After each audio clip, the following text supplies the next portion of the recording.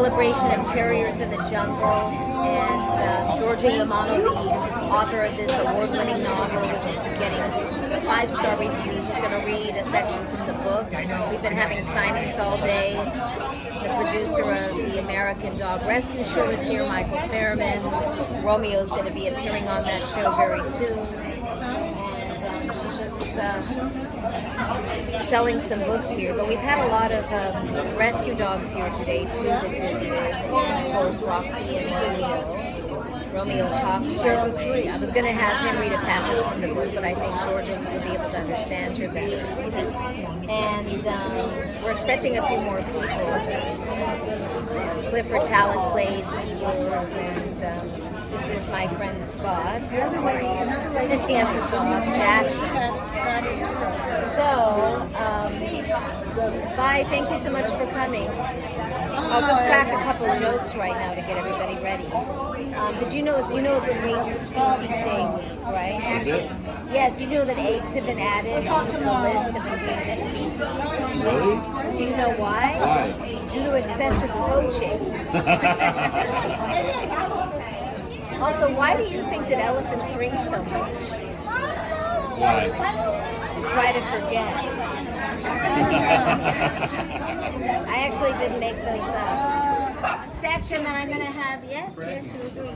Georgia read about when they first encountered the elephant, because that's just, it's awe-inspiring. Okay, so this was, okay, Rox, this was a few years later, after, who was like me, she wanted to go to Kenya and help elephants. So she said, well, she decided to go, and she brought the dogs with her because she didn't know how long she was going to stay there.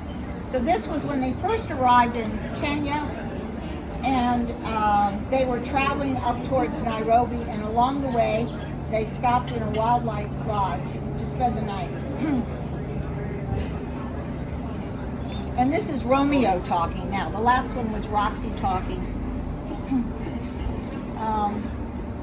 Right outside the patio somewhere, there's a place Mommy calls a water hole, where wild animals come and get a drink of water. We're looking around for it in all directions. We see an animal moving, and it's gigantic. We go closer quietly to see what it is. It's an elephant, Roxy claims. From the patio fence, he's only a few feet away. We stop dead in our tracks and stare. The elephant stares back at us. He's pulling in water through his long trunk and putting it in his mouth. We don't bark or anything. We stand in awe of the elephant. He is the biggest animal we've ever seen. He looks at us and we look at him, and he keeps drinking the water. We pull hard on our leashes to get a better view. Then Mom and Roxy and I all tiptoe in his direction. He's brownish, and he looks like Mom's pictures and statues. Whoa, I never could have imagined an animal that enormous. Not only that, but he is calm and peaceful as he is drinking water. We are awestruck. We stand perfectly still. This animal is so massive, if he wanted to, he could probably tear the whole building down.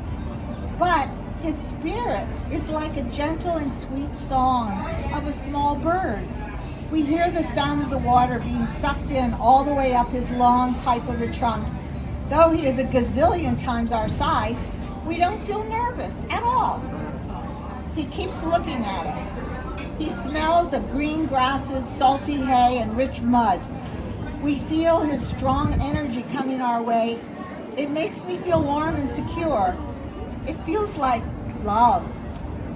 Roxy and I are both feeling serene and joyous in his presence. We check in with each other and our eyes are sparkling. The elephant keeps drinking and flapping his giant ears, which we catch a breeze. From those flaps, we feel his curiosity about us as he conveys to us strong, loving energy. It's as though time stands still. Suddenly, he takes a huge swig of water and raises his trunk up to the sky, and his huge ivory tusks sweep down halfway to the ground. Mom whispers, he's a bull elephant. At one time, these huge animals used to roam the whole earth, not just the countries of Africa, but all over the world, even back in California. I keep watching him and imagining all the elephants walking all over the earth. I look up at Mom. She says, these are the last of the elephants. Today there are herds left in only a few countries. Isn't he magnificent? She is gaping and totally immersed in our elephant friend. This is why we came here. We must help save the ones who are left. It's hard for me to imagine saving a big animal like this, especially since I'm so small. I would like to imagine that I am brave and fearless. I wish I could have friends like this handsome big guy. The elephant keeps staring at us. There is a gentleness even in his stare. I stare back. I feel the same kind of energy I felt when I met Kate. It's like a vibrating love bond, a magnetic force. I glance at Roxy and see she's staring and feeling it too. Our eyes are glued on the elephant. He takes another long swoop of water. We've been traveling all day and are dry. We lick our lips automatically when we see that fresh water. He takes another swoop, lifts his trunk up high, then shoots the water up in the air. It makes a long rainbow arc aimed at us. The water pouring down toward us above our heads. I look up gaping, and the stream goes right into my mouth. The elephant is giving me a drink. Then he does the same for Roxy. I can't believe it. We just slurp the elephant's water. It's like he can read our minds.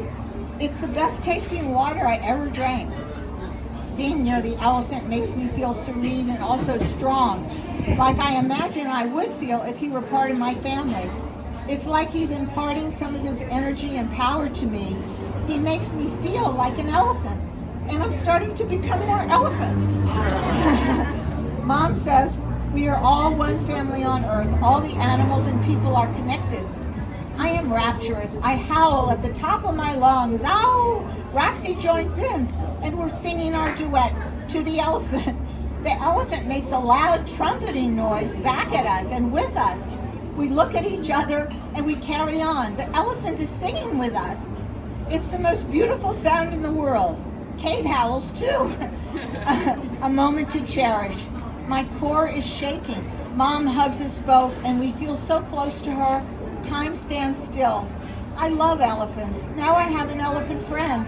Now I know why we came to Africa.